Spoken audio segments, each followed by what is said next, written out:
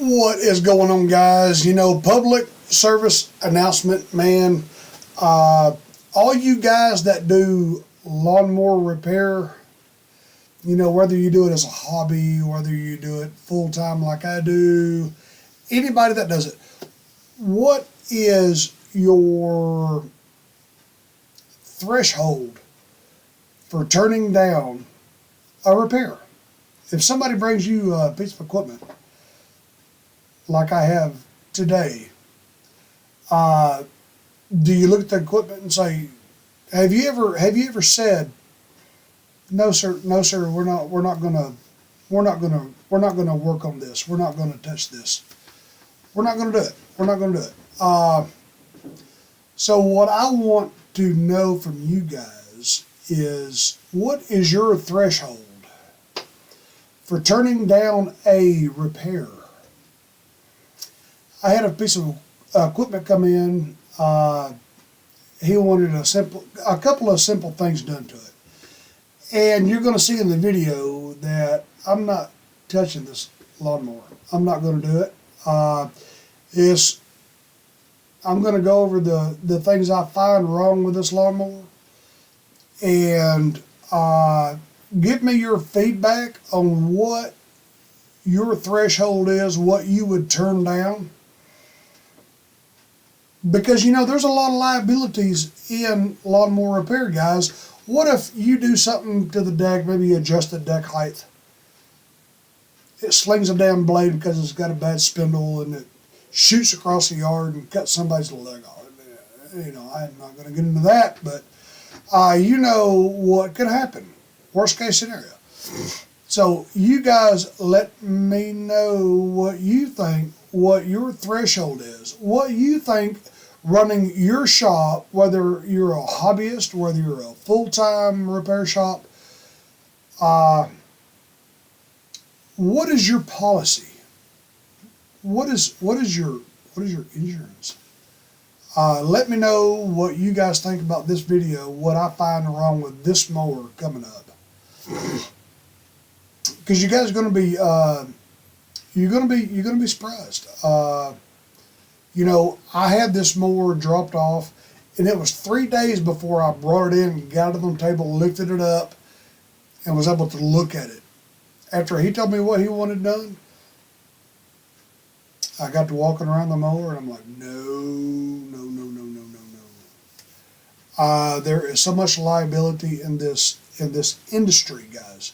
Whether you're a hobbyist, no business license, you just do it as a lucrative hobby, or whether you're a full-time shop,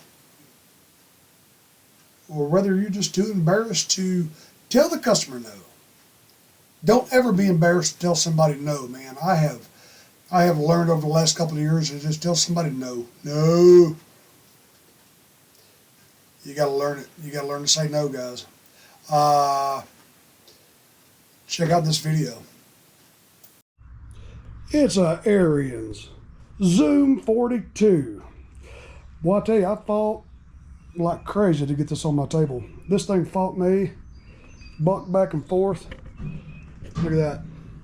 These things here just hit. Can you imagine trying to, look at that. Look at that.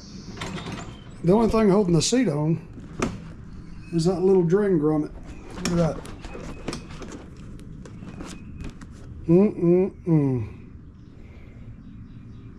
Super nice guy, but he understood.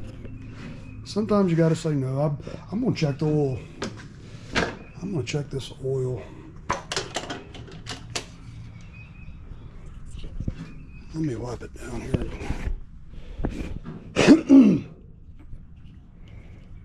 Guys that own shops and do this, what is your limits, man? Do y'all take in stuff like this and work on stuff like this? Would y'all?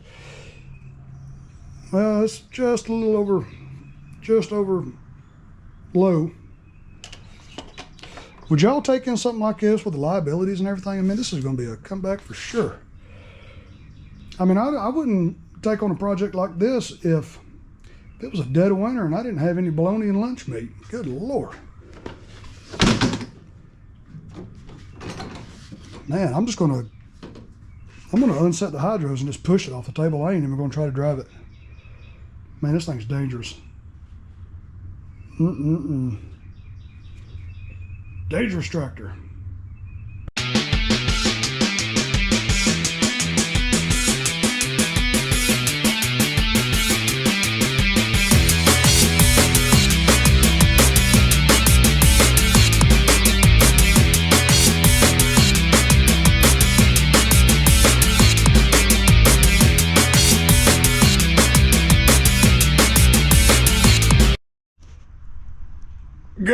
Even I have limits for what I'll work on. I have learned to say no. Let me show you what come in today. A lot of these guys that do this for a living, even the owners of the lawn care companies, will neglect, abuse, and just don't care about their equipment. Well, Ariens Zero Turn. He brought me some parts to replace. This throttle cable assembly is completely junk.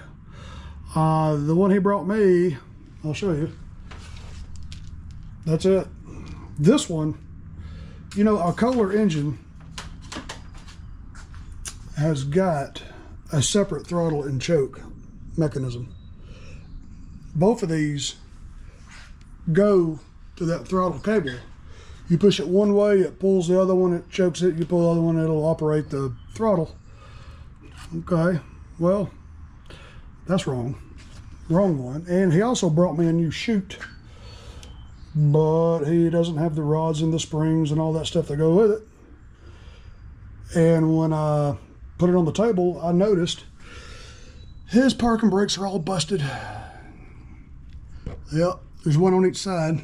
I think one of them's good. I think. I ain't even looked at the other one yet. And when you crank this thing, it wants to jump off the ground. I mean, look at that. The only thing holding that engine still is the tension on the idler pulley for the transmission drive. That is all. And look, this fuel filter has nearly rubbed a hole in the oil filter. And it's nearly rubbed a hole in the fuel filter. You're talking about a damn disaster waiting to happen. And there is a major leak.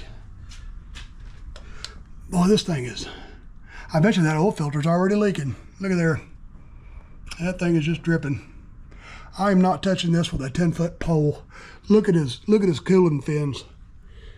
Look at his cooling fins. Packed absolutely full of debris. You couldn't even get that spark plug out if you had to. Yeah. What else can we find wrong here? I mean, look at the engine, how coated the engine is. His valve covers are leaking, probably because his cooling fins are full of debris and it can't cool the engine. That is just absolutely coated. Ooh, I have learned to watch out what you take in. Oh, look at there. That parking brake right there ain't even connected. It's not broke. It's not even connected. It's just hanging. I called the man and he understood.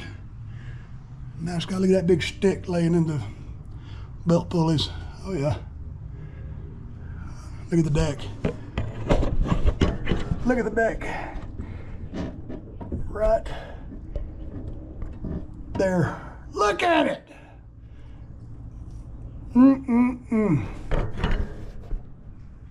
No maintenance on this. Hey, he's got a brand new battery. This mower's got to be worth 50 bucks. Ooh. Wow. I had to take the air cleaner off and squirt carb cleaner to get it to crank because the choke don't even work. Look at that. Could you imagine using this thing every day?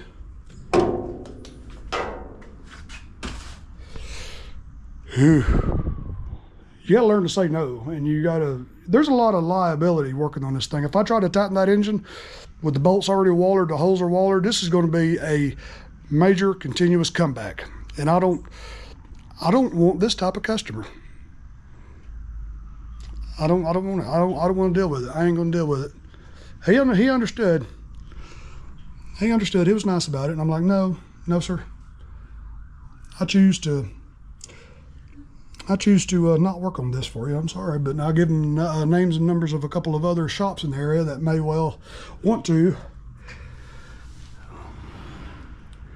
But I'm not touching this with a 10-foot pole.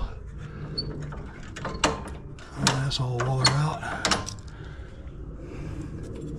Look how packed up and ew.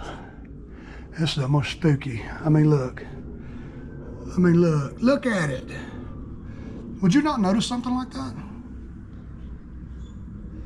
I'll tell you, the more I film, the more I find. I'm getting this thing off my table. I'm getting it out of here. This is bad juju here, boy. Whew. Well, guys, y'all be really, really good. I will catch you guys on the next video. Yeah. Y'all be real good.